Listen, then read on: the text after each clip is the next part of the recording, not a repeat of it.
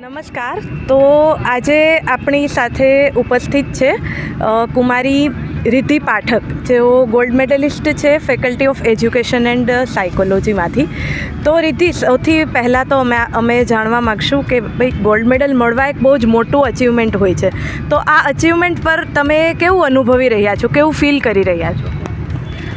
મને gold medal મળવાથી હું બહુ જ ખુશ છું. મારી સાથે મારા પેરેન્ટ્સ, મારા ટીચર્સ જેમને મને સપોર્ટ કર્યો છે, તે બધા પણ દરેક ખુશ છે.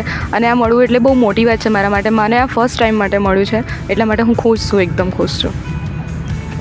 ખૂબ સરસ રીતિ. તો તમે અમને જણાવશો કે તમારા ફેકલ્ટીનો અને તમારા ટીચર્સનો આ અચીવમેન્ટમાં શું રોલ રહ્યો છે?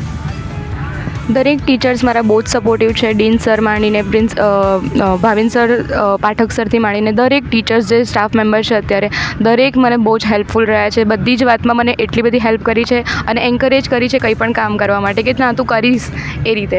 તો એના માટે મેં એમને બધાને પણ થેન્ક યુ કહું છું. સરસ રીતિ. તો તમારા આગળના હવે ફ્યુચર પ્લાન્સ શું છે? તમે આગળ શું કરવા માગો છો? હવે મને કરવું છે એકચ્યુઅલી પીએચડી કરવું છે, રિસર્ચમાં જવા માગું છું. તો બસ હવે એના માટે ટ્રાય કરીશ. બહુ સરસ રીતિ. ખૂબ મજા આવી તમને મળીને. Thank you so much.